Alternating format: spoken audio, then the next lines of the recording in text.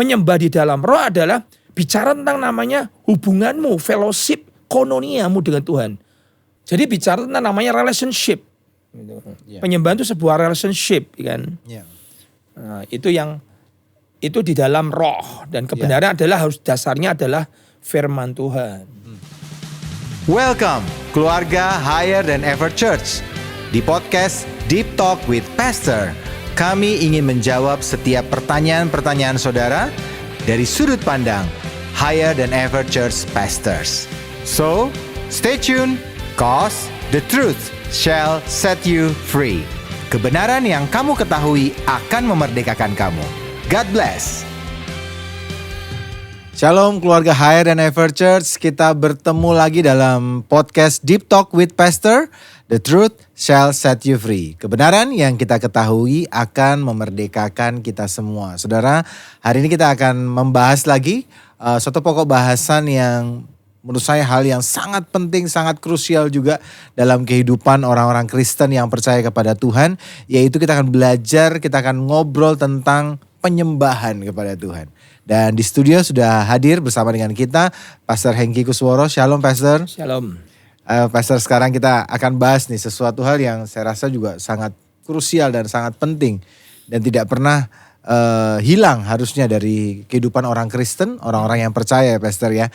Yaitu kita akan membahas tentang yang namanya worship atau penyembahan dalam hidup kita semua. Nah, apa sih sebenarnya Pastor definisi penyembahan worship yang benar menurut Alkitab itu seperti apa sih Pastor? Alkitab kan berkata bahwa Bapa mencari penyembah-penyembah di dalam roh dan kebenaran. Iya. Nah, artinya orang itu harus menyembah di dalam roh dan kebenaran. Artinya bukan hanya secara roh, tapi dia harus dilandaskan dengan namanya sebuah kebenaran. Kebenaran itu bicara tentang firman Tuhan. Iya. Nah, kenapa kok seperti itu? Karena Alkitab berkata bahwa Tuhan itu bersemayam di atas pujian dan penyembahan kita. Dia the Holy One of Israel, kalau nggak salah itu Mazmur 25 berkata seperti itu. Artinya apa? Tuhan mencari penyembah.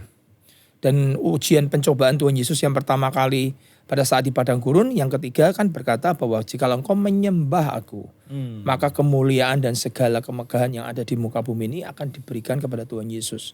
Artinya setan ingin disembah. Iya. Dia adalah malaikat penyembah yang jatuh, yang pernah iri, yang ingin menjadi seperti Allah. Kenapa dia ingin menjadi seperti Allah? Karena dia ingin disembah. Makanya akhirnya Tuhan menciptakan manusia. Iya. Sebagai pengganti Lucifer untuk menjadi penyembah. Makanya Bapa berkata bahwa dia mencari penyembah-penyembah yang menyembah di dalam roh dan kebenaran. Seperti itu Pastor. Pastor, menyembah dalam roh itu sendiri gimana tuh Pastor? Menjelaskannya susah, tapi di dalam roh itu maksudnya begini ya. Kita ini harus masuk dalam namanya sebuah keintiman. Ya kan? Dengan Tuhan itu. Karena kalau kita berkata seperti ini, karena seringkali hari ini saya melihat sebuah gereja lebih berpatok pada firman yang berkata 1-2 orang berkumpul dalam namaku, aku hadir. Nah, iya. Ya kan? Ya. Perkataan itu seringkali dijadikan sebagai sebuah dalil ya, bukan dalil sebagai alasan. Iya, alasan pembelaan. Sebagai alasan pembelaan bahwa ya kan Alkitab berkata 1-2 orang berkumpul dalam namaku, aku hadir. Ya sudah, mau nyanyi satu lagu, mau diulang sekali, mau diulang 2 kali, aku akan hadir di dalam kumpulan 1-2 orang. Nah itu kan memang, itu Alkitab tidak salah. Memang berkata seperti itu dimanapun kau di gunung tanpa alat musik, tanpa gedung gereja, dimanapun. Nah Tuhan mau berkata seperti itu, dimanapun kamu berada aku bisa hadir. Nah tapi dalam sebuah ibadah itu ada yang namanya kan the manifested presence. Itu yang seringkali lupa. Hadirat Tuhan yang dinyatakan. Ya kan? Nah makanya seringkali kita sulit sekali menggambarkan kepada banyak orang bahwa penyembahan itu orang itu sebetulnya Pastor ya mempunyai sebuah weight. Karena kata kabot, kata glory itu adalah bobot. Iya. Kalau bobot itu mempunyai namanya berat. Berarti setiap orang itu mempunyai berat. Alkitab juga berkata di 1 Korintus matahari mempunyai kemuliaan, bulan mempunyai kemuliaan, dan bintang mempunyai kemuliaan. Artinya manusia juga engkau diciptakan untuk kemuliaanku. Itu adalah Yesaya 43 ayat 7 berkata seperti itu. Nah, semua orang itu mempunyai weight, mempunyai kabot, mempunyai bobot. Bobotnya dia 1, bobotnya dia 2, bobotnya dia 3. Bukannya kita terus menilai orang. Yeah. Itu tergantung bagaimana intimnya dia dengan Tuhan. bagaimana kehidupan doanya dengan Tuhan, bagaimana penyembahannya dia dengan Tuhan. Itu menentukan kabutnya dia, menentukan glorinya dia, menentukan kemuliaannya dia. Itu Pastor. Makanya menyembah di dalam roh adalah bicara tentang namanya hubunganmu, fellowship, kononiamu dengan Tuhan. Seringkali kalau saya doa terakhir kan kata atas nama Bapa, Putra, atas nama Bapa, saya lupa, atas nama Bapa, Putra, dan persekutuan dengan Roh Kudus. Kata persekutuan dengan Roh Kudus kan kononia, fellowship. Jadi bicara tentang namanya relationship. Penyembahan itu sebuah relationship, kan? Nah, itu di dalam roh, dan kebenaran adalah dasarnya adalah firman Tuhan. Pastor, bagaimana saya bisa menilai misalnya diri saya, apakah saya sudah menyembah dalam roh? Nah, kira-kira bagaimana itu menilainya seperti apa? Saya pengen menilai diri saya sendiri misalnya. Karena kan Alkitab berkata Bapa itu mencari penyembah dalam roh kan. Nah, saya tentu juga mau jadi orang yang jemaat mungkin juga yang menyaksikan hari ini juga pengen berkata bahwa saya juga pengen nih dicari sama Tuhan nih. Karena saya ini menyembah dalam roh. Tapi gimana sih sebenarnya yang sehari-harinya, yang simpelnya untuk saya mengerti bahwa saya itu sudah menyembah dalam roh. Apakah saya berbahasa roh hanya dengan itu, atau apa yang saya harus seperti contoh apa ya, seperti sesuatu. Tahu. Daily life-nya gimana gitu? Iya, daily life-nya gimana gitu, Pastor? Saya ambil satu kisah lah, seorang itu orang-orang Kristen yang hidup mengabdikan dirinya kepada salah satu gereja, kalau nggak salah Lutheran lah.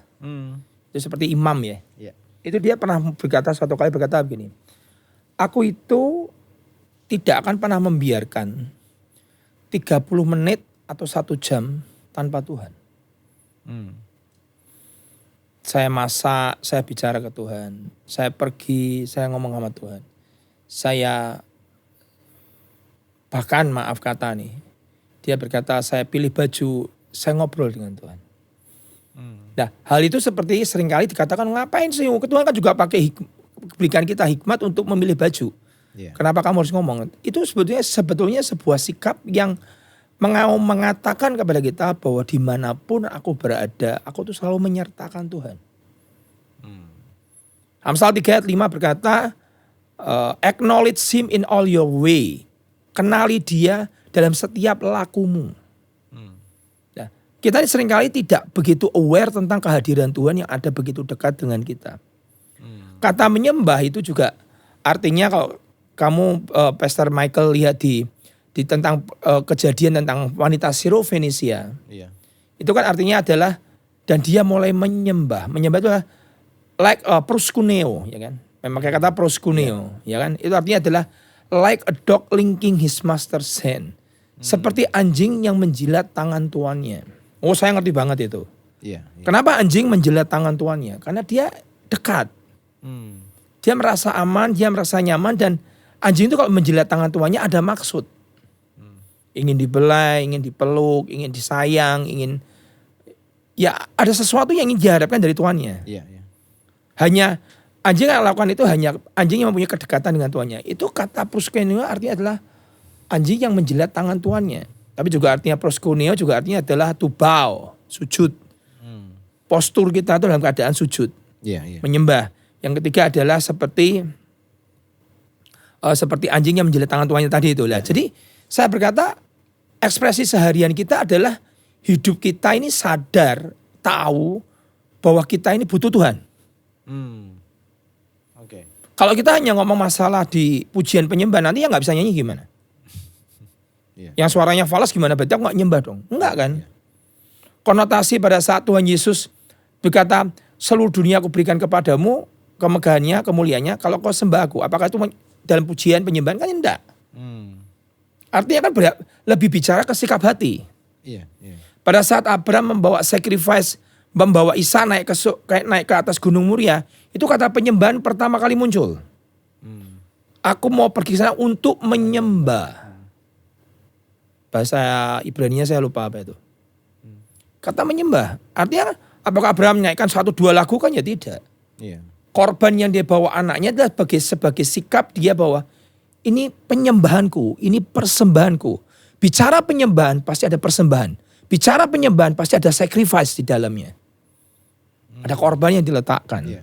Nah, sana Pastor. Jadi hariannya kita ya berani nggak kau berkorban untuk waktumu, hidupmu, tenagamu, pikiranmu untuk Tuhan sebagai penyembahan. Jadi bukan hanya ngomong soal bahasa roh ya pastinya Pastor ya. Ya enggak. Bahasa roh one off tapi bukan masalah bahasa roh saja. Tapi daily life-nya itu Daily yang life-nya. menyembah Tuhan setiap harinya. Nah, Pak Hengki saya cuma pengen tanyakan tadi ya, kita bentuk-bentuk penyembahan kan. Salah satunya kan tadi kita bahas soal mungkin persembahan termasuk juga penyembahan kan Pak Hengki ya. Jadi Abraham waktu mempersembahkan Ishak sebagai anaknya. Tapi ada juga nih kata-kata bahwa pekerjaan kita itu adalah penyembahan kita tuh Pastor. Nah itu gimana tuh maksudnya Pastor? Nah, jadi ternyata dalam bahasa Ibrani kata penyembahan dan pekerjaan itu bahasanya sama, avoda. Jadi kamu bekerja itu ya kamu menyembah. Oke. Dan kamu menyembah itu ya artinya penyembahan pelayanan zaman dulu dilakukan adalah pelayanan di bait suci. Termasuk hari ini kita bekerja dalam pelayanan kita sehari-hari. Bekerja kita hari itulah penyembahan. Memakai bahasa yang sama avoda dalam bahasa Ibrani. Artinya Tuhan mau berkata begini, kamu tidak bisa singkirkan bahwa pekerjaan itu adalah penyembahanmu kepada Tuhan.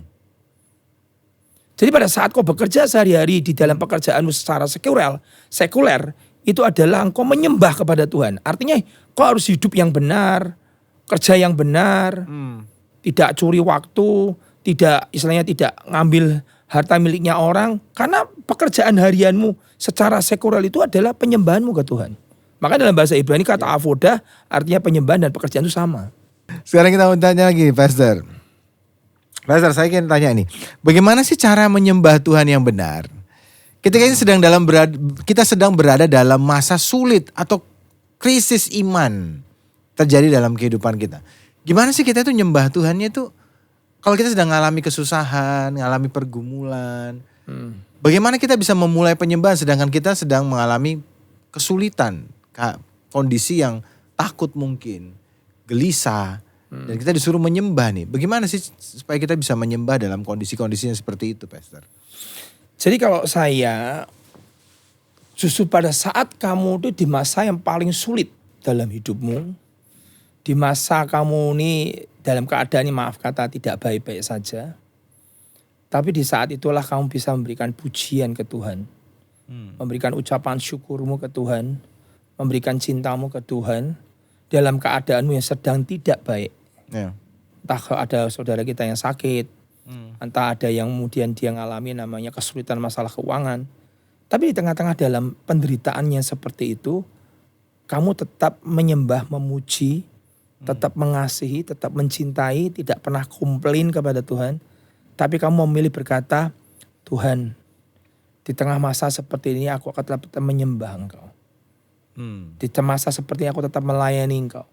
Di masa seperti ini aku akan tetap beribadah kepadamu. Di saat seperti ini aku akan tetap berkata terima kasih Tuhan. Sebagai gratitude, ucapan syukur kepada Tuhan. Itu penyembahan. Saya pernah dengar seorang hamba Tuhan berkata begini. Di surga itu yang tidak ada adalah penderitaan. Karena surga itu sudah enak. Makanya pada saat Bapak mencari penyembah-penyembah di bumi ini, Bapak akan sangat terkesima dan sangat takjub melihat manusia di dalam penderitaannya. Dia tetap menunjukkan cintanya ke Tuhan. Menunjukkan pengabdiannya ke Tuhan. Menunjukkan rasa ucapan syukurnya di tengah kekurangan, di tengah sakit, di tengah penderitaan yang paling dalam. Dia berkata terima kasih Tuhan. Itu worship. Dan Bapak mencari itu. Jadi ada sebuah sacrifice, saya khotbah kemarin. Pada saat kapan api itu menyambar Salomo? Saat dia membawa korban di altar. Kapan api itu turun, penyembahannya daripada Elia turun. Pada saat Elia memberikan yang tidak ada selama 3,5 tahun, yaitu apa? Air. Dijilat oleh api. Apa yang dihancurkan setan dalam hidup Ayub supaya dia tidak bisa mengabdi kepada Tuhan? Penyembahnya dulu. Apa itu? Korbannya dulu. Ternaknya dibuat mati semua. Sehingga dia tidak bisa membawa korban penyembahnya kepada Tuhan. Jadi kalau setan mau menghancurkan hidup seseorang. Salah satu adalah caranya adalah dia hancurkan dulu setiap korban penyembahnya dia kepada Tuhan. Istilahnya mesbahnya dia runtuhkan dahulu. Iya, iya. Nah, itu namanya penyembahan. Jadi tidak melulu lagu-lagu lambat. Iya, iya. Berarti penyembahan bentuk-bentuknya apa aja tuh Pastor? Bisa berupa doa di hadapan Tuhan berarti yang dinaikkan. Bisa berupa doa, bisa berupa ucapan syukur. Kamu mengucap syukur di tengah kesulitan, kamu mengucap syukur di tengah penderitaan. Itu kan penyembahan. Ya kan? Bisa bentuk daripada kaki kita berlutut Iya. menghadap Tuhan. Karena kata proskuneo juga artinya tadi saya mau ucapkan satu lupa. Itulah sikap berlutut, postur tubuh. Saya punya sebuah kesaksian tuh. Iya. Pada saat saya pergi ke Korea Utara. Iya. Di situ kan ada satu patung yang besar dari bronze adalah pendiri daripada Korea Utara adalah Kim Il Sung. Iya. Di situ semua turis yang masuk harus bow. Kenapa harus bow? Itu artinya tunduk, Iya. nyembah. Saya berkata tidak. Kekristenan saya nggak boleh. Ini Korea Utara loh Pastor, ini bukan Korea Selatan, ini Korea Utara. Kamu macam-macam nggak pulang nih. Macam-macam masuk penjara ada anjing yang lapar. Macam-macam masuk kerja rodi. Ini Korea Utara, saya 7 berteman dengan orang Indonesia 7 orang. Tiba-tiba mendarat di sana harusnya jatahnya pergi ke patung itu dulu untuk memberikan penghormatan atau penyembahan pertama kali sebelum melanjutkan perjalanan ke kota-kota lain. Tiba-tiba jatuhnya tengah malam, tunda. Paginya ribut. Kamu semua Indonesia harus pergi ke depannya patungnya founding father kami, Kim Il Sung. Saya bilang enggak mau. Rame itu. Iya. Geger itu, nggak bisa. Kamu buat masalah di sini kalau nggak mau. Kan sudah ngomong di email bahwa saya orang Kristen, saya nggak bisa bow di depan bronze-nya daripada pemimpinnya daripada Korea Utara. Wah tapi Tuhan kasih hikmat lah. Singkat cerita akhirnya saya menang lah. Saya bisa dengan teman-teman tidak sujud menyembah di depan bronze-nya itu. Kayak Sadra Mesabet nih gue jadi. Ya. Bener. Tapi saya waktu cerita itu tiba-tiba ada seorang teman dari Korea Selatan datang kemarin ke gereja. Iya. Sekitar 1-2 bulan yang lalu dia cerita, itu kejadian Pastor.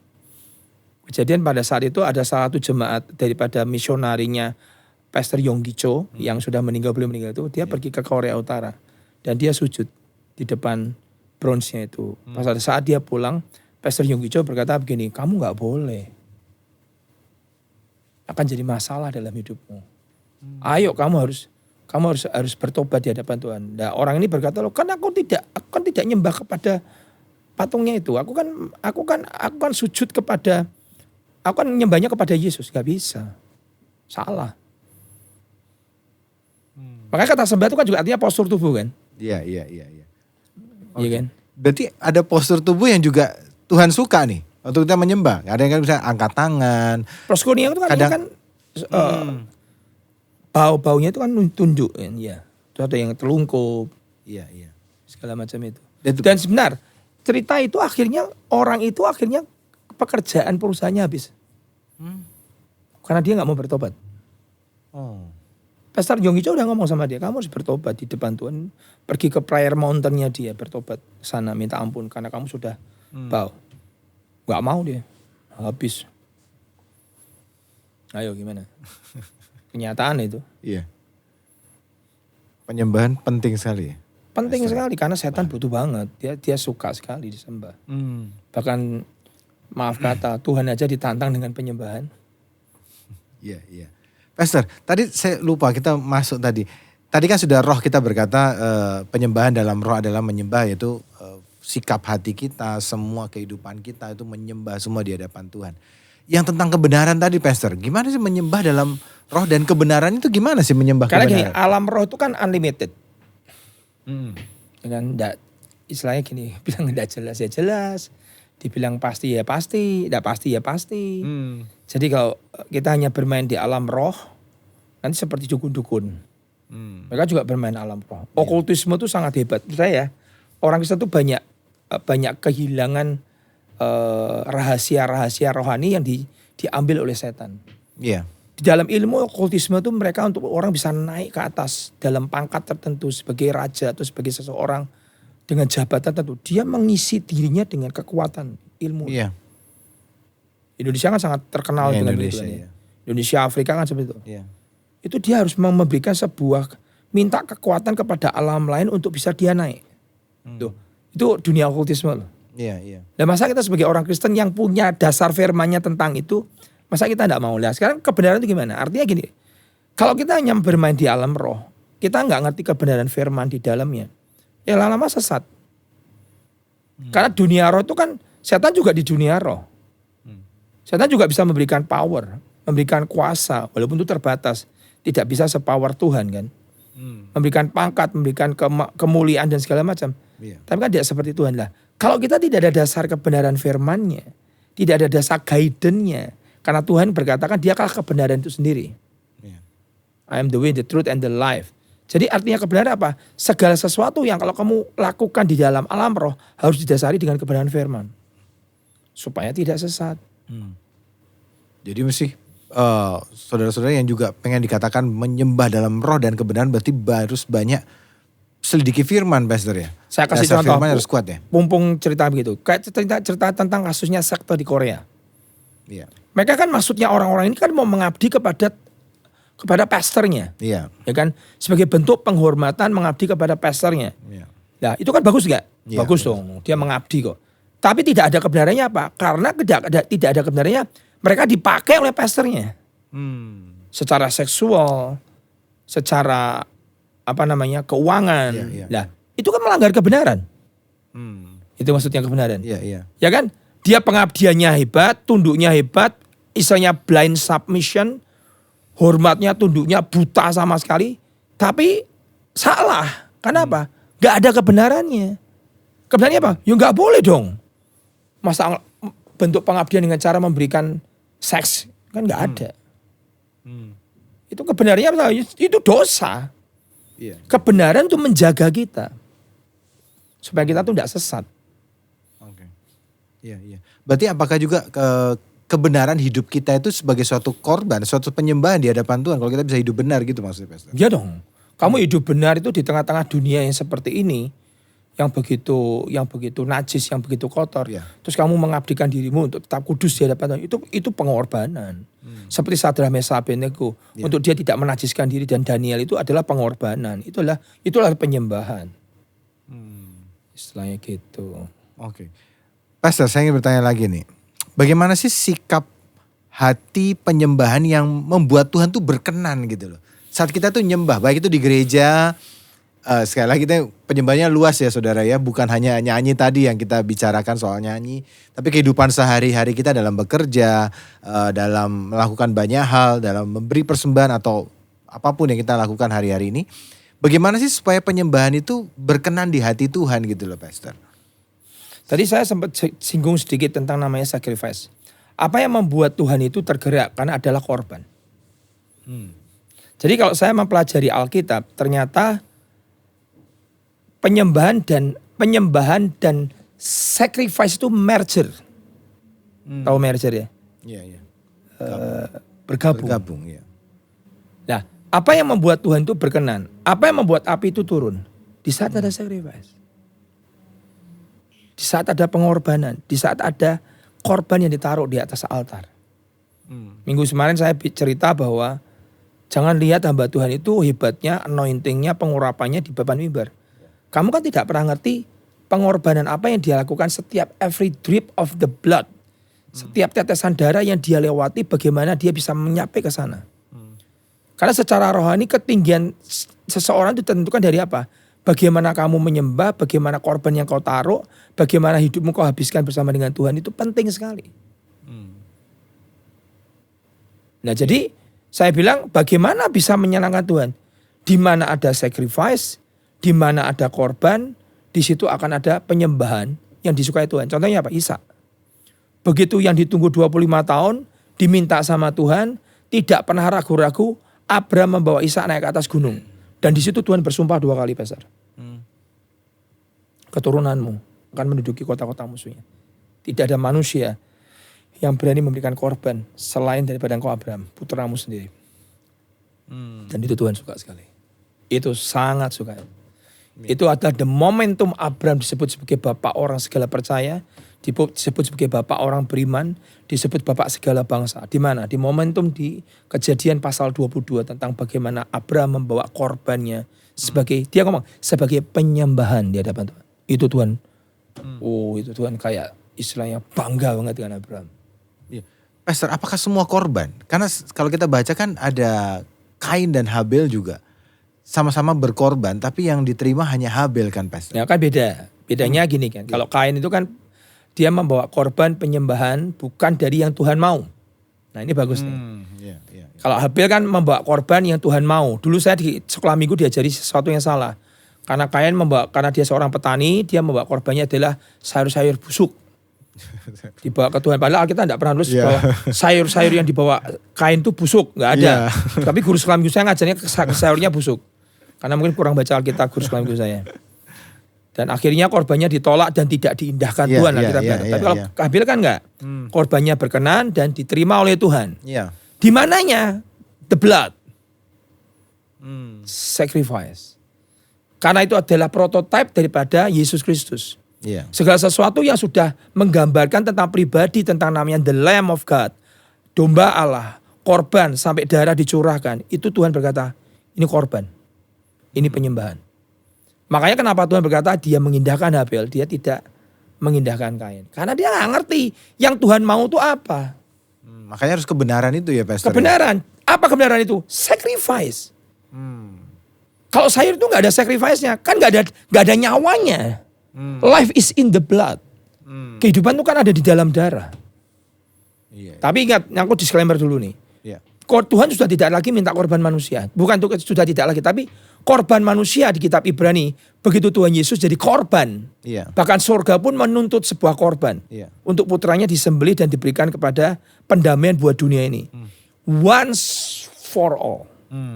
Jadi korban Tuhan Yesus itu sudah satu kali dan selesai. Gak ada, Tuhan minta korban manusia lagi. Itu sudah sesat. Pastor, ini jadi menarik tadi yang masalah si Kain dan Habel nih. Karena di Alkitab kan memang kalau dalam kondisi Kain hari itu sebenarnya. Kan di Alkitab belum diomongkan tuh, Pastor kan. Tuhan juga belum ngomong nih, saya tuh maunya domba nih. Nah, kan? bagus nih. Si Kain tiba-tiba ya mungkin ya kalau sebagai Kain mungkin dia ya aku pengen ngasih aja gitu. Sebetulnya menurut saya juga Kain juga pengen kasih yang terbaik. Iya gitu loh, Pastor. Tapi mungkin caranya salah. Nah, itu gimana? Saya pernah dengar khotbah, tapi saya juga pernah baca dari kitab Talmud ya. Oh, Talmud ada. Ya, ada Talmud atau enggak kitab Yobel kalau salah. Itu jadi hari itu karena Adam itu berumur 900 tahun. Di masa pada saat Kain dan Habel sudah dewasa. Bahkan di masa saat Kain dan Habel itu membawa korban, Adam itu masih hidup. Nah, dalam kitab itu ataukah enggak khotbah dari hamba Tuhan almarhum Pak Petrus Agung, beliau itu pernah cerita bagus sekali. Dia berkata ini, iman itu kan timbul dari pendengaran. Dan Alkitab berkata kan salah satu Habel itu kan dijadikan sebagai pahlawan iman di kitab Ibrani 11. Iman timbul dari pendengaran dan pendengaran akan firman. Nah, dipastikan hari itu pada saat Habel dan Kain itu sudah menganjak dewasa, itu Adam cerita. Dulu papa mama tuh hidup di tempat yang lebih baik daripada sekarang. Namanya Taman Eden. Dan hari itu papa mama berbuat sesuatu yang salah. Melanggar perintah, tidak boleh makan buah dimakan. Dan hari itu kelihatan telanjang semua. Dan rasa malunya luar biasa. Sepertinya mau ketemu Tuhan tuh gak berani, takut. Tapi hari itu Adam melihat sebuah sosok pribadi yang hadir di taman itu. Ini kitab ya, bukan di Alkitab kita gak ada ya. Kitab Talmud atau enggak ini adalah tafsiran. Dia berkata begini, aku melihat Bapak itu menyembelih domba. Dan Alkitab kan cerita kan. Dan dikenakanlah bulu domba itu kepada Adam dan Hawa. Disitulah terjadi pendamaian. Aku bisa melihat, bisa ketemu dengan Tuhan tanpa rasa takut lagi. Nah, cerita itu mestinya itu diceritakan kepada Habel dan Kain. Bahwa ternyata yang bisa menutupin rasa bersalah dosa kita cuma satu, darah. Makanya kenapa kitab Yesaya 53 berkata bahwa he crushed him. Bapak itu crush Jesus. Menghancurkan. Bapak kok jahat? Bukan. Yesaya berkata he crushed him. dia meremukkan dia oleh karena dosa-dosa kita, oleh karena pelanggaran kita, oleh karena iniquity kita dan transgression dan pemberontakan kita. Bapa harus menghancurkan putranya sendiri untuk kita ini diselamatkan. Jadi dari situ harusnya Kain sebagai kakak mendengar cerita itu dia ngerti yang Tuhan suka adalah domba, bukan sayur mayur. Sebagai korban maksudnya. Iya. Karena kan juga hari itu memang orang tidak makan daging juga ya. Tidak makan daging. Kan masih makan buah-buahan itu. Iya. Tapi kok bisa si Habil memelihara kambing dan domba? Berarti kan dia mendengar sesuatu. Ada sesuatu yang membuat Tuhan itu berkenan. Makanya by faith, oleh karena iman. Makanya Tuhan mengindahkan korbannya Habil. Karena iman. Berarti dia mendengar sesuatu. Oke, jadi hati yang membuat Tuhan berkenan itu adalah pengorbanannya yang pertama ada darah. Korban darah. Dalam kasusnya si Habil, Kain dan Habil ya. Tapi ada ketepatan tadi juga ya Pastor. Ya, maksudnya dalam ketepatan karena yang satu ngasih sayur, yang satunya ngasih domba dan Tuhan suka. Bukan hanya soal korban tapi ada ketepatannya berarti dalamnya Pastor. Ya. Jadi kita pun kalau memberikan penyembahan kita kepada Tuhan juga harus ada ketepatannya. Ketepatan yang membuat Tuhan itu bisa suka. Ya kan? Iya. Sekarang korban apa yang Tuhan paling suka? Apa Pak? Roma 12 ayat 1. Oh, persembahan tubuhmu. Persembahkanlah tubuhmu. Iya. Sebagai persembahan yang hidup. Hidup. Bukan tubuh yang sudah mati. Makanya kalau orang sudah mati gak bisa kasih persembahan, korban. Persembahkanlah tubuhmu sebagai persembahan yang hidup. Jadi kita sebagai manusia yang masih hidup. Persembahkan tubuhmu. Yang kudus, yang berkenan, dan yang sempurna. Itu adalah worship. Ibadahmu yang sejati. Iya. Pastor, tadi kita kan ngomong soal proskuneo dan sebagainya. Itu adegan gaya dan menyembah ya. Tertelungkup ya. Postur tubuh tertelungkup. Apakah memang itu syarat untuk suatu penyembahan yang berkenan? Benar. Kan biasa kan ada banyak-banyak nih. Ada yang angkat tangan, ada yang kemudian duduk mungkin, ada yang berdiri. Apakah memang Tuhan itu menghendaki penyembahan bahkan posturnya itu juga mempengaruhi waktu kita menyembah atau bagaimana Pastor?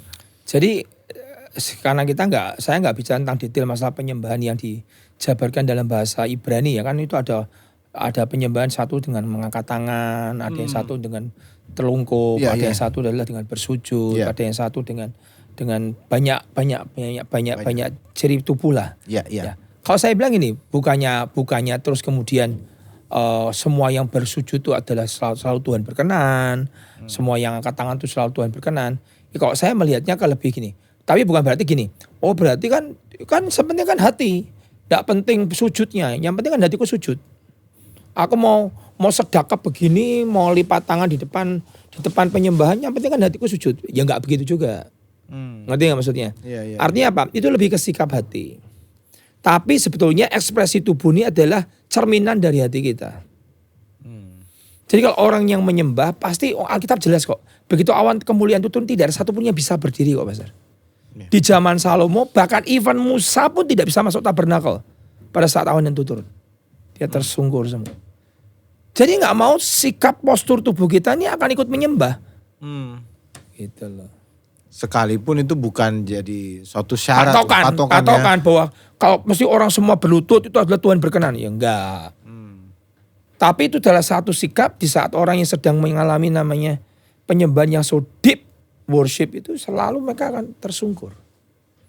Gitu. Jangan jadikan patokan. Iya. Pastor, saya mau tanya lagi nih. Apakah musik itu sangat mempengaruhi penyembahan? Apakah menyembah perlu musik sebenarnya? Oh, kadang kita sembahlah Tuhan dengan rebana, ceracap, kentung, apalagi itu trompet, rebana, ya pastilah. Karena Daud berkata, hai jiwaku pujilah Tuhan, hai pujilah ceracap, kelentung, dan kemudian gitar atau apa. Menurut saya musik itu adalah salah satu sarana bahasa universal yang Tuhan ekspresikan melalui sebuah suara. Termasuk sangkakala. Mutlak harus gak? Gereja bawah tanah kalau gak punya gak pakai musik. Ya kan? kan nggak bisa bersuara. Yes. Tapi apakah tidak menyembah? Ya menyembah. Tapi apakah nggak perlu, padahal punya nih alat musik segala macam, nggak perlu pakai alat musik kan Tuhan lihat hati, enggak juga. Karena kita berkata sembahlah ceracap, sembahlah kelentung, sembahlah trompet, semua yang bernafas memuji Tuhan. Semua alat gambus dan kecapi pujilah Tuhan. Gambus dan kecapi suruh memuji Tuhan semua. Artinya Tuhan juga menghendaki penyembahan dengan alat musik juga. Tapi bukan sebagai syarat mutlak. Iya. Yang saya cerita tadi di gereja bawah tanah, kan tidak harus. Tapi alat musik itu adalah sarana untuk kita bisa ketemu dan intim dengan Tuhan. Karena musik itu seperti transport, conveyor. Untuk kita mendekat kepada Tuhan. Jadi kenapa sih musik itu bisa jadi seperti itu, Pastor? Jadi sesuatu hal yang powerful sebenarnya. Apakah ini berhubungan lagi dengan dulu zaman Lucifer kan tubuhnya tuh seperti alat musik semuanya. Kalau menurut saya ada hubungannya dengan itu. Karena menurut saya Tuhan itu juga menciptakan Lucifer dengan segala sedetail alat musik di dalam tubuhnya sehingga bisa untuk menyembah. Jadi musik itu seperti menurut saya sebagai sarana transport untuk kita ini bisa menghadap ke tahta. Salah satunya. Walaupun tidak semua musik kan juga musiknya Tuhan ya. Ada musik dunia dan segala macam. Makanya kan salah satu orang yang berkata bahwa salah satu yang setan pakai untuk menghancurkan orang kan juga dengan musik. Ya kan? Walaupun musik itu kan sebetulnya asalnya kan ciptaan Tuhan. Jadi itu senjata juga. Maksudnya salah satu senjata kita untuk kita bisa menghadap Tuhan itu adalah dengan alat musik. Ya karena saya juga pribadi merasa ya Pastor, kalau kita nyembah dengan misalnya saya dengan gitar atau saya nyanyi sendiri tanpa gitar itu sebenarnya kok beda. Kan? Iya sebenarnya kok beda gitu loh. Kenapa kok jadi alat musik? Dan saya lihat gereja-gereja juga yang hari ini mungkin punya pengaruh lah ya yang besar dan sebagainya itu mereka cenderung ada di musik yang juga oke sekali. Yang terbaik. Baik juga gitu cara mereka menyembah, cara mereka ini juga mendatangkan sesuatu hal yang luar biasa. Makanya saya cuma tanyakan apakah musik ini juga sesuatu hal yang kenapa kok bisa mempengaruhi penyembahan itu tadi. Bisa mempengaruhi penyembahan yang sangat luar biasa. Oke. Pastor saya pengen tanya lagi nih, apa sih dampak penyembahan terhadap hidup kita Pastor? Orang-orang yang hari ini menyembah, entah itu dia memuji dan menyembah di rumah ya, dengan nyanyian gitu. Apa sih yang dampak penyembahan itu dalam kehidupan kita pribadi itu apa sebenarnya? Kalau saya ada istilah kata bagus, kamu akan menjadi seperti yang kau sembah. Oke. Yang kau sembah siapa? Oh Yesus, kan menurut ucapanmu. Kenyataannya uang, kamu lebih cinta uang, kamu lebih cari. Kita nggak, saya disclaimer dulu, bukan berarti kamu nggak kerja keras. Tapi apakah uang itu jadi tuanmu? Bahkan Tuhan berkata, kamu tidak bisa mengabdi kepada dua tuan. Kamu akan mengasihi dan tidak mengindahkan yang satunya. Artinya apa? Kamu menjadi seperti yang kau sembah. Kalau yang kau sembah adalah uang, ya kamu akan jadi seperti uang. Kalau yang kau sembah adalah sebuah relationship dengan orang, itu adalah prioritas utama, ya kamu akan menjadi seperti itu. Kalau yang kamu utamakan adalah sebuah pekerjaan, ya kamu akan menjadi seperti itu. Dampak dari penyembahan apa? Kalau yang kau utamakan adalah apa-apa adalah Tuhan, ya kamu akan menjadi seperti punya karakter seperti Tuhan. Ya kan? Jadi penyembahan itu penting karena setan aja sampai nuntut. Bayangkan Tuhan Yesus sampai kamu sembah aja, tak kasih semua. Dan hari ini pasar banyak artis Hollywood menjual jiwanya dengan cara menyembah setan untuk mendapatkan satu namanya fame, untuk mendapatkan namanya kemuliaan dan harta. Hanya dengan satu saja, sembah setan. Langsung naik. Di YouTube banyak itu. Dampaknya besar banget. Yang kau sembah siapa? Jangan-jangan ada orang yang menyembah dirinya sendiri. Terlalu cinta dengan dirinya sendiri. Bisa nggak? Banyak. Istilahnya NPD ya, narsisme. Narsisme itu kan dia mencintai dirinya terlalu over. Walaupun Alkitab berkata kasihlah sama manusia seperti kau mengasihi dirimu sendiri. Tapi kalau kamu terlalu mencintai dirimu terlalu over, itu kamu nyembah dirimu loh. Dan itu salah nggak? Itu berhala. Ingat, jangan ada padamu Allah lain di hadapanku. Alkitab berkata jangan ada padamu Allah lain. Artinya tidak boleh ada sembahan yang lain selain daripada Tuhan. Entah itu dirimu, entah itu hartamu, entah itu apapun lah yang dalam dirimu yang nomor satu kan lebih dari Tuhan. Itu penyembahan. Hari itu ujian Abraham adalah Tuhan takutnya Abraham menyembah anaknya. Makanya dia minta Ishak. Karena itu kan anak penantian 25 tahun setelah dia kehilangan Ismail. Tapi ternyata Abraham adalah orang yang setia, dia sembah Tuhan. Langsung Tuhan bangga banget dengan Abraham. Oke. Jadi tadi penyembahan itu apakah bisa mengubah karakter seseorang berarti ya Pastor ya? Oh sangat bisa, sangat bisa. Kalau engkau menyembah pribadi yang gini. Kalau engkau dekat dengan seorang pribadi, engkau berkutat atau engkau bersurround, apa? Bergaul, lebih kata bergaul. Kalau engkau bergaul dengan penyembah, otomatis sifat yang kau sembah itu nempel. Gampang, kamu bergaul dengan penjual minyak wangi. Nggak mungkin bajumu nggak bau wangi. Kamu bergaul dengan orang-orang yang semua mencuri semua. Nggak mungkin suatu kali kamu tidak akan mencuri. Kamu bergaul dengan orang-orang yang champion, pemenang. Ya hidupmu akan mengalami kemenangan. Jadi kamu who associate with, kamu akan jadi seperti yang kau bergaul dengan. Kau bergaul dengan Tuhan, ya sifatnya nempel dong bagi kita. Kekudusannya, passionnya, lemah lembutannya, kesabarannya, pasti nempel. Kamu menjadi seperti yang kau sembah. Oke. Pastor, saya kemarin dengar khotbah Pastor juga minggu yang kemarin. Penyembahan bisa membuka ide-ide atau hikmat atau mujizat-mujizat. Nah, bagaimana ini mungkin jemaat juga pasti di rumah juga ingin juga lebih mengenal lagi akan pernyataan itu, bahwa bagaimana sih supaya aku bisa membuka nih. Penyembahan itu bisa membuka ide-ide hikmat dalam kehidupan. Ini dasar firman-nya ada Pastor. Saya bacakan dulu di Efesus 1 ayat yang ketiga. Yang Alkitab berkata adalah Tuhan sudah memberikan berkat di alam rohani. Efesus 1 ayat yang ketiga yang berkata bahwa segala berkat rohani sudah ada di alam surga. Lah, alam surga itu apa? Itu adalah alam penyembahan. Terpujilah Allah Bapa Yesus kita, Tuhan Yesus Kristus yang telah mengaruniakan kepada kita segala berkat rohani in the heavenly realm. Di alam surga itu masa kita mati dulu ke surga baru kita bisa terima semua berkat? Ya buat apa? Surga sudah ada semuanya, kita nggak butuh apa-apa. Ini artinya ada sebuah alam roh. Makanya nggak mungkin orang Kristen tidak hidup di dalam roh. Tapi ngeroh tok itu nggak cukup. Kamu tidak tertib, harus hidup dalam kebenaran. Roh, makanya penyembah dalam roh dan kebenaran. Kebenaran tok, kamu jadi Farisi. Jadi orang yang akan selalu menghakimi dengan firman karena tidak hidup dalam roh. Nah, Alkitab berkata di Efesus 1 ayat 3 bahwa Tuhan sudah mengaruniakan pada kita penyembah-penyembah di dalam roh dan kebenaran. Kemudian yang kedua, Filipi 4 ayat yang ke-19. Apa kata Alkitab? Di sini dikatakan bahwa Tuhanku akan memenuhi segala kebutuhanmu menurut kekayaan dan kemuliaannya dalam. Kekayaan kemuliaan Tuhan Yesus itu di mana? Tuhan akan memenuhi semua kebutuhanmu, Pastor Michael, di dalam kekayaan dan kemuliaannya. Itu alam apa? Alam roh lagi. Nah, makanya pada saat sebuah penyembahan yang sangat dalam, saya tidak bilang semua penyembahan itu membawa hadirat Tuhan yang mempunyai bobot ya. Makanya kemarin kita sempat ngobrol. Dan ini kalau penyembahan nggak selesai, nggak ada hadirat Tuhannya bagaimana? Ya nggak bisa. Karena gini, seringkali saya nggak mau salahkan WL atau salahkan siapapun dah. Tingkat kehausan dan kejemaat juga dibutuhkan. Tapi seringkali kita sebagai pemimpin, contohnya nih, kita masuk sebuah gereja yang sederhana, tidak ada alat musik komplit, tidak ada sound yang begitu bagus. Mau nggak mau kan kita tidak bisa tergantung dengan alat musik. Dan kita tidak bisa salahkan gereja itu.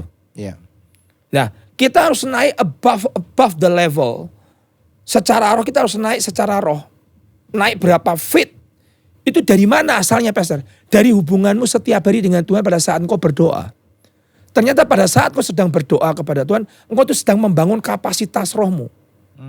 Pada saat kau sedang membangun kapasitas rohmu, kamu masuk ke tempat yang gersang, yang musiknya tidak bagus, bahkan tidak ada alat musiknya. Pada saat itu kamu sedang khotbah dan segala macam, heaven is come down. Kekayaan dan kemuliaan Kristus itu turun. Yang Alkitab berkata, engkau akan ditemui segala kebutuhanmu menurut kekayaan dan kemuliaan. Makanya kenapa dalam beberapa KKR yang saya alami dulu, begitu deep weight of God atau worship begitu tebal, begitu kuat, begitu hadirat Tuhan, begitu pekat. Itu orang sembuh. Cancer getah bening sembuh pastor. Cancer ketiak sembuh itu orang yang berbeda. Cancer kaki sembuh anak kecil. Cancer payudara sembuh. Kok bisa? Saya nggak berdoa, saya nggak nengking. Di mana? Pada saat kekayaan dan kemuliaan itu turun. Nah, jemaat makanya saya nganjurkan kemarin khotbah saya begini. Di saat penyembahannya begitu dalam kemuliaan begitu kuat. Ini ayat pegang. Allahku akan memenuhi semua kebutuhanmu menurut kekayaan dan kemuliaannya. Di posisi yang seperti itu kamu tuh bisa minta apapun.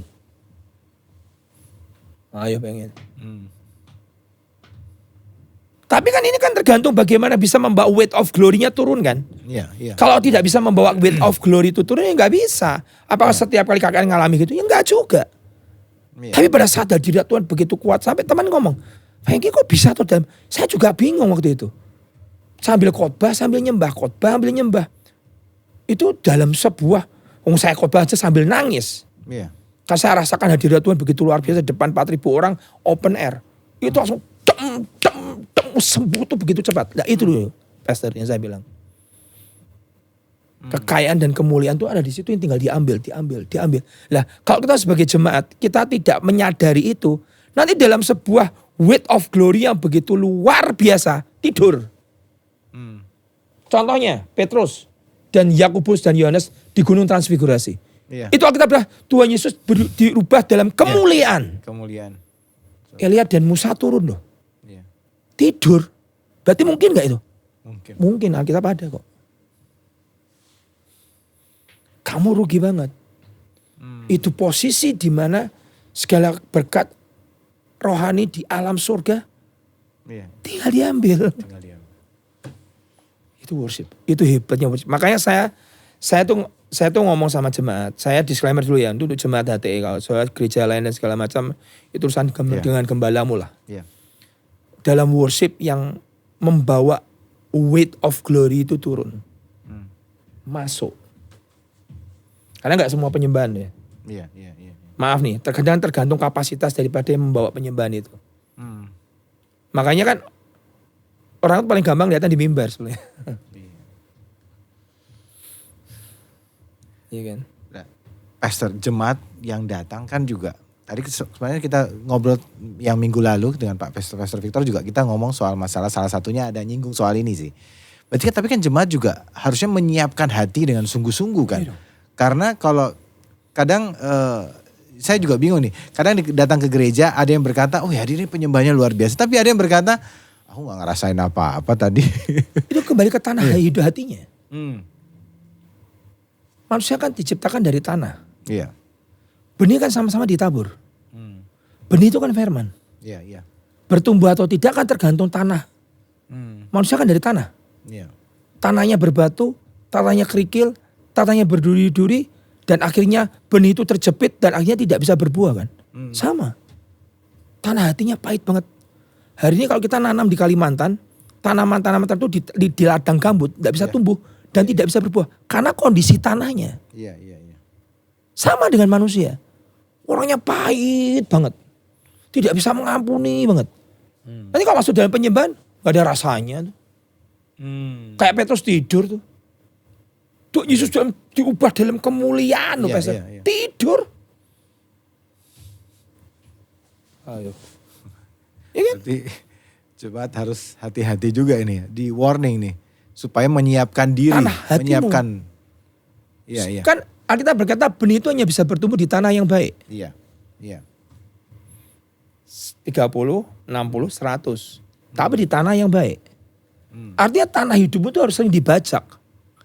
Banyak tanah hidup manusia itu juga keras. Karena kerasnya itu saya tahu. Karena mungkin penderitaan, kesakitan.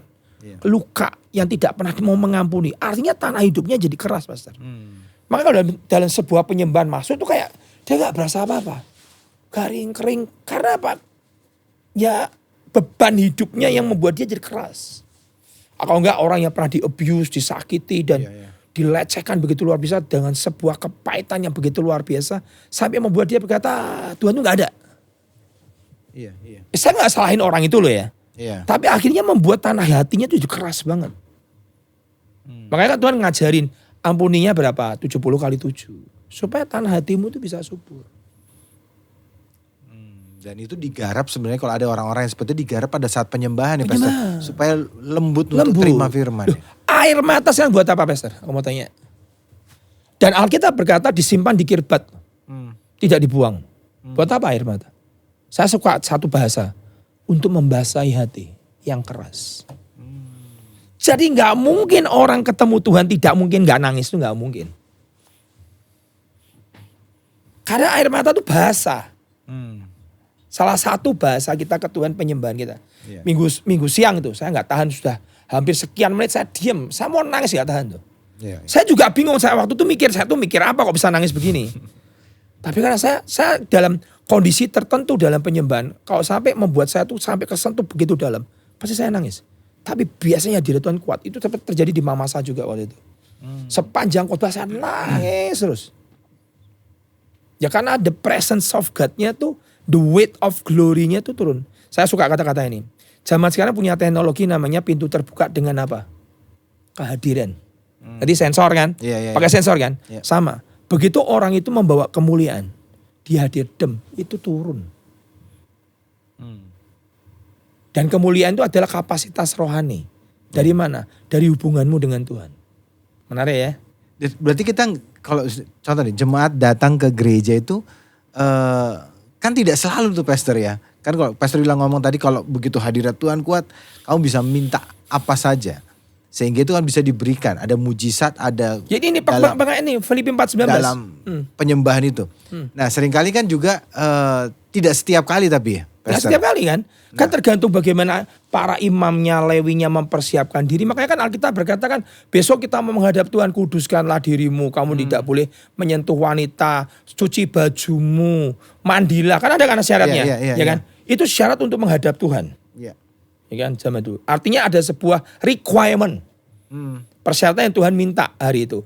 Begitu dia lakukan itu, dia menghadap Tuhan, weight-nya turun, baru disitulah momen kamu bisa tap masuk, ambil. Ini sudah kayak ini nih, apa namanya? Kolam Bethesda yang kalau airnya bergoncang, siapa yang masuk? Kairos ini. Iya. Makanya sayang, makanya saya berkata, ada jemaat yang berkata, Pak, kok enggak seperti mungkin tadi dibahas sama Pastor Victor ya. Kenapa kok kita enggak pujian penyembahan kok terlalu lama gitu. Iya, itu sering. Saya juga tidak nyalahkan, kadang kalau pujian penyembahan hadirat Tuhan tidak turun, orang kan jadi bosen ya. Bisa jadi kan, jadi garing kan, bisa terjadi. Tapi kalau dalam posisi-posisi tertentu kalau imamnya hari itu cukup menyiapkan diri, kemudian jemaat cukup haus, musisiannya juga dalam keadaan on juga semua, itu pasti turun. Wah itu momen. Itu yang ditunggu-tunggu sama Benny. Dia cerita. Benny itu nggak bisa hidup, bukan ini. Benny tidak bisa healing kesembuhan tanpa pemain musiknya. Dulu saya bilang ribet. Hari ini saya ngerti. Berarti kalau pergi ke seluruh dunia bawa pemain musik dong. Terutama pemain keyboardnya. Ya kan? Dia tergantung banget dengan pemain keyboardnya itu. Tapi Elisa ternyata juga tidak bisa berbuat tanpa seorang pemain kecapi. Gimana? Saya ada satu kata Pastor bagus. Dalam sebuah the weight of glory. Itu ada yang namanya excellent. Soundnya tuh bisa mempengaruhi. Oh berarti kalau soundnya harus mahal Pak. Bukan gitu, enggak. Salah, nanti saya disclaim lagi lah. Kebalik anunya. Cara berpikir kebalik.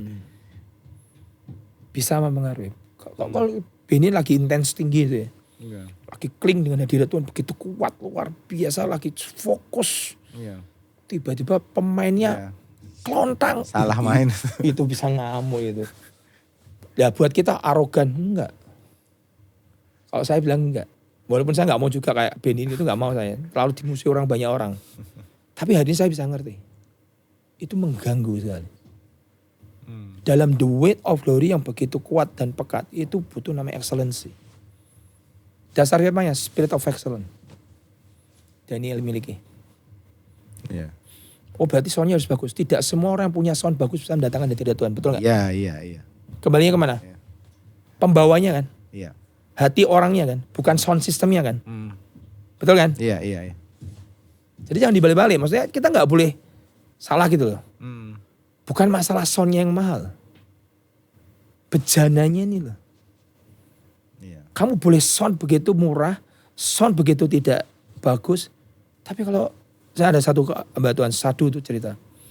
Dia pernah masuk ke Kanada. Ada suami istri cuma bawa gitar kopong, nyanyi. Hadirat the weight of glory turun, begitulah. Dia shock. Ini orang siapa ya? Cuma pakai gitar kopong nyanyi. Teng, teng, teng. Tapi itu weight of glory-nya kuat banget. Setelah diselidiki satu cerita. Ini orang suami istri jalan dengan Tuhan luar biasa. Bahkan beliau bercerita, aku dengar kesaksian dia, aku cuma dengar. Dan aku berkata, Tuhan ini orang kok jalan dengan kau begitu dalam. Jadi orang itu carrier, ini bagus Pas. Kata-kata ini bagus. Orang itu bisa nge-host the glory of God. Tergantung hubunganmu dengan Tuhan. Oke. Pastor, ini saya jadi ingat tadi kata-kata Benny Hinn nih ya, ngomong. Tadi dulu Pak Agung kan juga sempat dulu belajar kesembuhan dari Benny Hinn dengan penyembahannya semuanya. Tiba-tiba ketemu sama Pastor Peter Youngren nih. Iya, serius. Nah ini beda lagi nih. Dia lihat loh, ini kok satu kan butuh musik penyembahan semua harus gini. Ketemu sama orang ini. Tanpa alat musik. Main game. Main HP. Iya main handphone gitu. Di handphone dia main game. Suka tunjukin dia bercanda gitu. Tiba-tiba naik. Ngomong sebentar. Kesembuhan terjadi. Kesembuhan. Nyanyinya juga ya.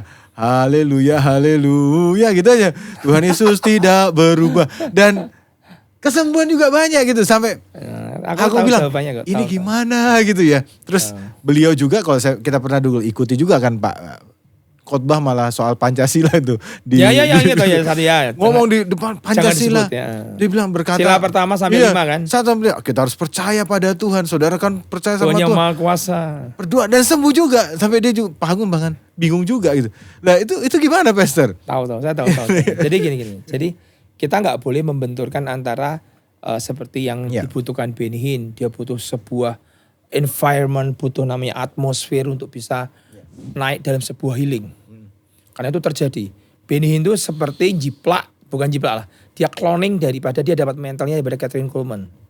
Walaupun Kathryn Kuhlman bukan seorang worship leader seperti Benny Hinn. Tapi dia punya penyanyi khusus loh, namanya Jimmy McDowell. Jimmy siapalah. Itu salah satu singer yang pembawa the presence of God-nya begitu luar biasa. Nah, jadi gini, pada saat itu saya dengar Pak Pesawung khotbah tentang itu. Wah, kalau aku modelnya kayak Benny Hinn bawa satu tim komplit ya susah juga ya. Pergi ke bangsa-bangsa, bawa main keyboard, drum dan segala macam. Harus pemainku tuh susah juga. Dan akhirnya memang Benny Hinn kesulitan. Di negara-negara tertentu dia tidak bisa bawa semua. Tapi dia hanya bawa khusus, biasanya hanya yang satu itu siapa namanya yang rambut putih itu? Singernya itu. Steve Brock dan satu pemain keyboardnya satu, itu cukup. Nah, gini saya mau ngasih sebuah penjelasan saudara. Ya kita lebih enak Peter Youngren benar. Tapi saudara tahu yang dilakukan Peter Youngren itu apa? By faith. Jadi di zamannya Kathryn saya belajar. Kathryn Kuhlman tuh mendengar tentang gerakan namanya gerakan iman. Hidup karena iman. Melangkah kau akan lihat. Jadi dia khotbah, orang iman timbul dari pendengaran. Dia mengandalkan dari khotbah yang dia sampaikan. Iman dibangkitkan, dia terima kesembuhan. Dia tidak butuh namanya suasana hadirat Tuhan, kepekatan daripada sebuah hadirat Tuhan, penyembahan yang begitu dalam, nggak butuh. Saya ngalami. Dalam KKR saya, karena keterbatasan pemain musik yang kadang tidak bisa tune, ya sudah iman. Di Mamasa kebetulan kan itu juga teman baik ya. Semua pemain musiknya wah ngecun banget sama saya. Tidak Tuhan kurut begitu luar biasa. Tapi di KKR tertentu saya nggak bisa mengandalkan mereka karena mereka terbatas gitu loh. Lagunya juga terbatas. Terus kemudian secara experience-nya dengan Tuhan juga terbatas. Akhirnya saya hanya bisa mengandalkan apa? Iman. Iman daripada pengkhotbah, tapi juga iman daripada para penderita yang sakit. Nah, bedanya di situ Pastor. Peter Youngren lebih ke iman, Benny Hinn lebih ke atmosfer daripada hadirat Tuhan. Mana yang terbaik? Ya bukan yang terbaik, semua bisa. Ambil dua-duanya kan. Saya ambil dua-duanya. Keluarnya pas ada penyembahan ya kita nyembah, nggak ada ya iman. Nggak ada. Itu ada suasana garing, nggak ada apa-apa, tapi sembuh. Ngalami nggak Pak? Ngalami. Oke. Pastor, apa sih tanda-tanda bahwa penyembahan kita atau mungkin jemaat gitu ya sudah menjadi rutinitas dan bukan lagi hati nih? Garing. Garingnya gimana? Rutinitas itu adalah sesuatu yang terlalu terbiasa. Passionnya nggak ada. Kerinduannya nggak ada. Haus laparnya nggak ada. Begitu haus dan lapar, kerinduan, passion sudah nggak ada. Iya. Ya garing. Kayak suami istri. Iya. Terlalu terbiasa ketemu sudah biasa. Beda zaman pacaran. 7 tahun pacaran, diantarkan pergi, naik bus, pulang pergi. Semua luar biasa. Iya. Passion. Tapi setelah jadi suami istri, suruh ngantar rombongan, naik mobil sendiri gitu. Sama dengan Tuhan. Iya. Yang membedakan adalah kalau sudah rutinitas itu sudah nggak ada passion, nggak ada api. Dan Alkitab di kitab Wahyu berkata, kamu kehilangan cintamu yang mula-mula. Iya. Kamu sudah suam-suamku, aku muntahkan. Karena Tuhan nggak mau, nggak ada api itu nggak mau. Saat gadis yang bodoh itu apinya padam. Makanya api itu kenapa perlu dijaga. Pelita hidup itu perlu dijaga. Bicara apa? Passion. Bicara apa? Kehausan. Bicara apa? Kelaparan. Kalau kehausan, kelaparan berarti ini waktu, soal waktu juga kan Pastor. Maksudnya gini, ada yang gereja atau penyembahan hanya, sebentar aja deh kita nyembahnya. Nah, itu bagus tuh. Jadi gini, kalau kita hanya plot 2 lagu selesai, 2 kali referen atau 3 kali referen selesai, mungkin nggak Pastor Mike? Kan nggak mungkin dong. Saya pernah ke gereja gede, jemaatnya banyak, luar biasa. Panggil singer juga singer terbaik di zaman saya. Ya pokoknya diplot 2 lagu, 2 referen selesai. Profesional banget, musiknya bagus banget, luar biasa. Maaf nih, saya nggak rasakan hadirat Tuhan. Ya bagus, excellent, cakep banget, pro banget musiknya, tidak ada yang salah. Pokoknya 2 lagu dinyanyikan, 2 lagu 2 song dinyanyikan, 1 kali, pokoknya saat lagu pertama 2 kali, referen sekali, 2 kali, referen sekali, selesai. Gimana? Ya nggak bisa ya. Kita ini butuh namanya sebuah kerinduan. Tuhan tuh mau diingini, pura-pura pergi, seolah-olah meninggalkan dia. Iya. Kamu berkata jangan Tuhan. Dan itu butuh waktu seperti orang merayu ya Pastor ya. Iya, kata itu tepat. Seperti orang merayu. Tuhan tuh seperti pura-pura mau pergi. Kamu benar-benar menginginkan aku gak sih? Makanya kadang takes time. Tapi ada kadang WL yang sudah gak bisa lagi, tidak tahu berbuat apa, ya sudah.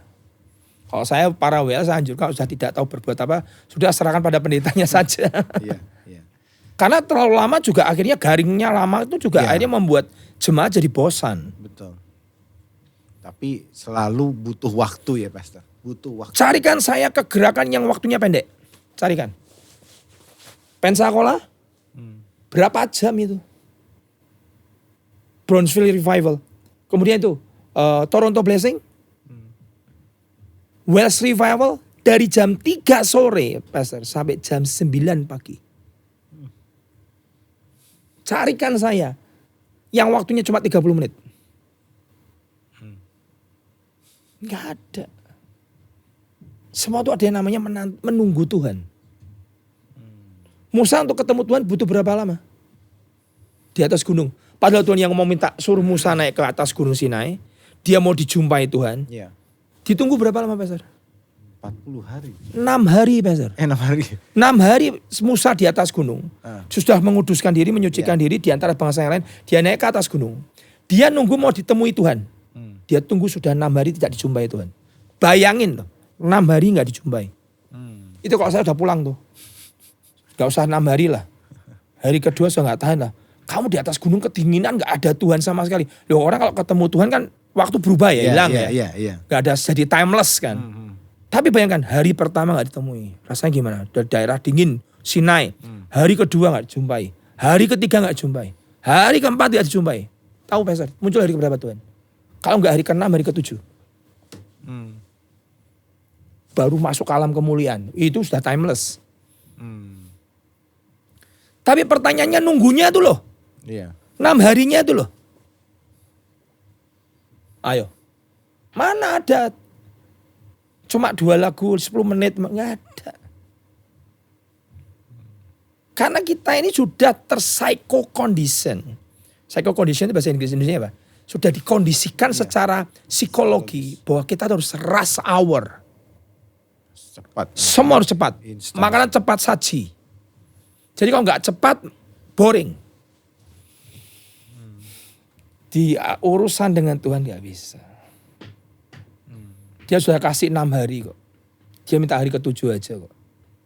Iya. Katanya rohnya tertib. Tertib. Ayo. Harus tertib. Roh itu kan tertib katanya. Jadi harus. Ya akhirnya pakai dalih itu. Iya. Ya tidak apa-apa lah. Mereka yang mau begitu silahkan. Tapi saya dalam sejarah saya belajar tentang namanya kegerakan roh Allah bekerja. Saya mau tanya, sekarang 120 murid yang di atas loteng Yerusalem itu nunggu berapa lama? Gak jelas. Ya disuruh nunggu kan, pokoknya suruh nunggu, gak ada. Tunggu di tempat ini sampai Ya. Roh Kudus turun. Berapa lama? Diperkirakan berapa lama? Kan itu 50 hari Pentakosta. Ayo. Itu kalau nggak 10 hari, 50 hari itu Pastor. Baru Roh Kudus turun. Iya. Ucapan Tuhan Yesus cuma bilang, nantikan janji Bapa. Berapa lama? Gak tahu. Iya. Jadi saya berdoa saudara ngerti lah. Bukannya kita tuh mau ngolor-ngolor waktu. Saya ini termasuk orang yang sukanya rush hour. Saya nggak suka yang berbelat-belit, yang bertele-tele. Saya nggak suka juga. Begitu tidak ada hadirat Tuhan dan segala macamnya sudah. Tapi kalau sudah ada hadirat Tuhan dan begitu pekat Tuhan hadir, begitu luar biasa. Ya jangan rush hour. Oke. Pastor Hengki bagaimana membangun kehidupan penyembahan Pastor Hengki sendiri? Mungkin bisa cerita sedikit bagaimana Pastor membangun kehidupan penyembahan itu seperti apa? Jadi kalau saya sendiri itu saya mempunyai daily devotion saya itu setiap pagi jam 4. Di situ saya dengerin musik, saya nyembah Tuhan, saya belajar firman, saya dengerin khotbah. Tapi itu salah satu juga mesbah saya. Kenapa? Walaupun saya sudah lakukan dari saya SMA ya sampai sekarang ya. Bangun pagi itu tetap korban loh Pastor. Walaupun saya sudah puluhan tahun. Tetap bangun pagi itu bukan sesuatu yang gampang. Iya.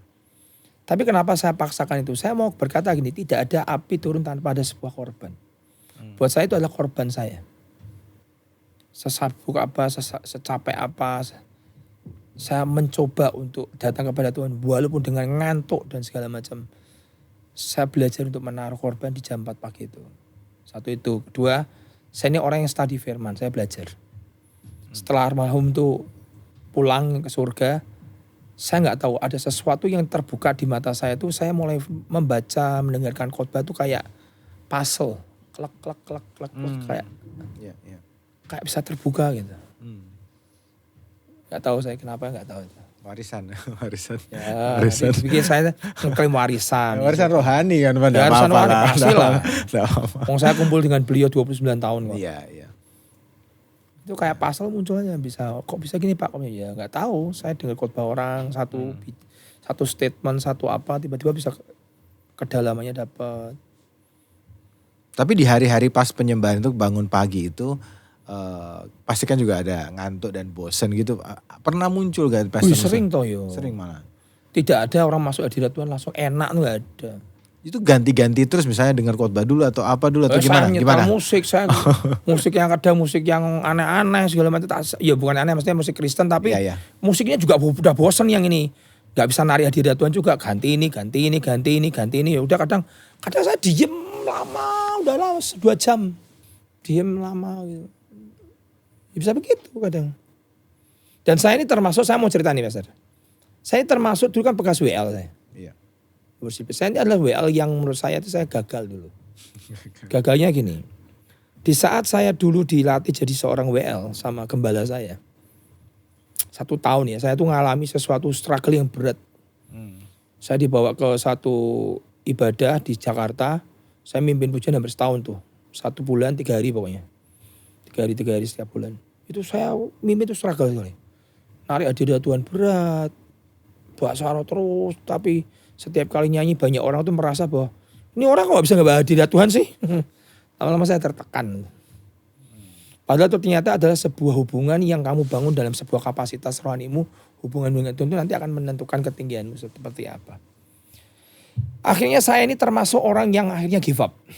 Saya ngomong sama gembala saya nggak mau memimpin pujian lagi. Padahal sudah berapa tahun saya memimpin pujian, penyembahan di gereja dan segala macam. Gara-gara peristiwa itu saya berkata, saya mau memimpin. Kenapa? Saya mau masuk ke sekolah-sekolah aja lah. Saya ini bukan talenta saya, Pak. Saya nginjil. Beliau sebenarnya cukup ngerti, tapi nggak mau ngomong, tapi beliau itu ngerti banget. Dia kata, kamu yakin Pak, saya nggak mau, sama jadi WL lagi. Yakin. Dan gini loh saya, bahasa itu sebenarnya sudah ada kode itu. Cuma saya kan nggak ngerti ya. Yakin saya nggak mau, pokoknya saya mau nginjil aja. Ya memang saya kan kuat di situ kan ya, sekolah, tantang altar call buat event dan segala macam. Akhirnya saya nyadari Pastor, setiap kali pujian penyembahan, saya nggak bisa. Kayak sense-nya tuh hilang. Dan beliau akhirnya cerita, kamu waktu memutuskan itu kamu salah loh. Kamu seperti membuang sebuah mutiara dalam hidupmu. Tuh saya bertobat tuh Pastor. Saya bertobat tuh berkali-kali, Tuhan ampun aku gak ngerti dalam ketidakmengertianku. Tapi saya tidak bisa nyembah seperti Pastor Victor. Kan beda. Beliau kalau nyembah kan bisa dapat lagu aja gitu kan. Kalau saya tuh nyanyi apa ya? Saya harus klik dulu kayak kemarin lagu-lagu klik tertentu baru saya bisa. Tapi kalau Pastor Victor naik mimbar itu kan dia ngerti mau nyembah pakai lagu apa dia tahu. Sense-nya tuh ada. Nah, itu gara-gara apa? Gara-gara kesalahan saya buat. Dengar yang semuanya pelayanan ya. Kadang itu adalah seperti pemberian Tuhan untuk mengasah dirimu. Kayak memang saya tertekan kan. Kan diomong, enggak ada hadirat Tuhan, kamu nyembah kok teriak-teriak toh. Itu kan tekanan-tekanan orang membuat saya akhirnya mundur. Jadi seorang WL. Tapi begitu saya quit, apa yang terjadi? Saya kehilangan sense. Lewati aja udah, mau dimaki orang terserah lah. Itu adalah penderitaan yang ringan ini akan mengerjakan sebuah kemuliaan yang jauh lebih besar kata 1 Korintus. Tahan aja menderita. Itu adalah penyembahan kita di hadapan Tuhan juga. Nanti muncul kekuatan. Kayak Pastor Hasto. Yo kita harus akui walaupun orangnya suka guyon gitu, tapi kalau nyembah kan beda. Iya kan? Iya beda. Dia punya penyembahan sendiri kan. Pastor, bagaimana sih kita tahu penyembahan kita ini diterima Tuhan? Seperti Habel nih, karena kan burn into ashes sebenarnya. Korbannya dia tuh bisa naik di hadapan Tuhan. Dan kemudian Tuhan tuh berkenan nih. Jadi kalau saya nyembah nih, ini Tuhan berkenan gak gitu? Dengan penyembahan gitu. Kita bisa tahu gak Pastor gitu? Wah itu gampang-gampang susah itu. Kan kita sering kan penilaian manusia ya. Kalau saya sih bicara gini, nanti ujungnya lihat dari buahnya. Saya suka kata-kata satu kata-kata bagus nih. Result speak aloud. Hasil itu seringkali berbicara banyak. Kamu boleh berkata bahwa penyembahanmu hebat. Kamu dikenan Tuhan. Tapi buahnya gak ada gimana? Apakah itu berkenan? Kan enggak juga. Result speak loud. Akhirnya buah hasil itu bicara banyak. Kadang kita enggak perlu berkata bahwa penyembahanku tuh hebat, dikenan Tuhan. Enggak perlu ngomong. Tapi buah sudah bicara. Jadi enggak bisa menilai orang ini penyembahnya diterima Tuhan apa enggak, ya sulit ya. Kan Tuhan yang menentukan, bukan kita. Ada orang yang mungkin juga suaranya falas, tapi hatinya cun banget dengan Tuhan. Masa kita bilang nggak diterima karena suaranya jelek? Nggak juga kan. Karena musiknya mainnya kunci salah-salah? Kan tidak juga. Jadi buahnya yang akhirnya kita bisa lihat. Kita nggak bisa ngomong bahwa dikenanin enggak. Gereja ini dikenan, gereja itu enggak bisa. Saya pun nggak berani. Sekalipun itu gereja, oh ini besar berarti ini berkenan nih, belum tentu juga. Oh belum tentu. Makanya saya bilang musik bagus, sound system mahal itu tidak jaminan bahwa kamu bisa bawa hadirat Tuhan. Ya. Yang saya perhatikan gereja zaman sekarang lebih ke profesional. Apakah Tuhan tidak butuh profesional? Alkitab berkata, Daud itu menyembah dengan skillful of his hand. Tapi apakah profesional toh? Tidak, dia in the spirit. Ini susah Pastor, itu dua-duanya tuh saling berkaitan. Iya. Di satu sisi, apakah sound system bagus dan segala macam tidak penting? Penting. Iya. Saya cuma takut bahwa kita nanti seperti Kain ya. Maksud kita terus memberikan korban tapi Tuhan tuh tidak berkenan gitu loh. Nah. Kan repot juga gitu. Terus memberikan penyembahan tapi penyembahan artinya Tuhan tidak berkenan dengan korban yang dinaikkan, dengan apa kan buahnya kelihatan. Kain akhirnya kan membunuh adiknya. Kan? Iya. Jadi kan buahnya kan bicara speak aloud. Dulu waktu kita pertama kali buat gereja kan juga kita dihujat orang. Dimaki orang. Pendeta-pendeta juga nggak suka di awal dengan kita kan. Pada saat kita pertama kali memulai gereja. Hari ini kan fruit speak loud. Buah bicara banyak. Iya. Oke, hari ini kita bahas banyak saya soal penyembahan saudara ya. Saya tahu ini bisa jadi berkat buat saudara semuanya. Pastor, ada satu pesan buat jemaat kita yang khusus tentang penyembahan supaya kita jadi gereja yang menyembah, kita jadi gereja juga pribadi-pribadi yang menyembah Tuhan, Pastor. Saya tuh belajar dari hidup dari Saul dan Daud. Daud itu seorang penyembah. Saul itu bukan. Dan saya perhatikan satu saja. Jangan menghakimi orang. Hiduplah dalam brokenness. Seperti Daud. Daud itu hatinya teachable, gampang broken, gampang luluh di hadapan Tuhan, gampang bertobat, gampang menangis di kaki Tuhan, gampang hancur hati, gampang gampang mengakui dan bertobat di kaki Tuhan. Itu adalah sebuah hati yang Tuhan itu suka. Beda dengan Saul. Saul itu tidak pernah berzina, betul kan ya? Saul tidak pernah apapun dah, tapi ujung hidupnya kan miserable banget. Mati bunuh diri. Gara-gara apa? Tidak bisa ditegur. Hidupnya penuh dengan keirian. Hidupnya penuh dengan pengejaran tahta. Hidupnya hanya ingin dapat pujian manusia. Padahal ini dosa-dosa menurut saya dosa kecil lah. Yang gak kelihatan, gak kentara. Tapi Tuhan gak berkenan hidup Saul. Karena dia tidak hidup dalam sebuah penyembahan. Jadi saya berkata penyembahan lebih kemana? Ke brokenness. Hati yang gampang remuk. Hati yang gampang bertobat. Hati yang gampang mengampuni. Hati yang gampang minta untuk diampuni. Saya lebih ke sana. Jadi izinkan hatimu jangan jadi tanah yang keras. Jangan istilahnya orang Semarang enak, karepe dhewe. Kadang perlu ditegur, bruk ya bruk, nangis ya nangis. Hancur ya hancur. Di situ Tuhan akan suka. Itu aja pesan saya, Pastor. Oke, Pastor. Pastor, mari kita berdoa sebelum kita tutup acara hari ini. Kita mau berdoa supaya jemaat bisa jadi penyembah-penyembah yang benar, yang bisa ngerti akan hati Tuhan. Sehingga mereka juga bisa ngalami yang kemarin Pastor Fiangki bilang, mujizat-mujizat, ide-ide, keajaiban-keajaiban dalam hidup mereka. Mari kita berdoa. Mari kita berdoa. Bapak di surga, hamba bersyukur saat siang hari ini Tuhan. Terima kasih untuk anugerah-Mu. Hamba percaya Tuhan biar pada saat malam hari ini biar kami mendengarkan podcast ini Tuhan. Kau jadikan kami sebagai penyembah-penyembah di dalam roh dan kebenaran. Karena Kau mencari penyembah-penyembah yang demikian. Ada satu hal yang tidak akan pernah kita berhenti pada saat di surga, yaitu menyembah. Dan saatnya di bumi ini Kau mengajari kami untuk menjadi seorang penyembah di dalam roh dan kebenaran. Hamba berdoa Tuhan, berikan hati the broken heart, hati yang terus gampang luluh, hati yang gampang broken, hancur dan gampang sekali dibentuk di tangan Tuhan kami. Sehingga kami menjadi penyembah-penyembah di dalam roh dan kebenaran. Terima kasih Tuhan untuk saat malam hari ini. Di dalam nama Yesus kami berdoa dan kami percaya. Amin. Amin. Terima kasih Pastor Hengki buat waktunya. Sampai jumpa minggu depan saudara semuanya di Deep Talk with Pastor. God bless you. Sampai jumpa.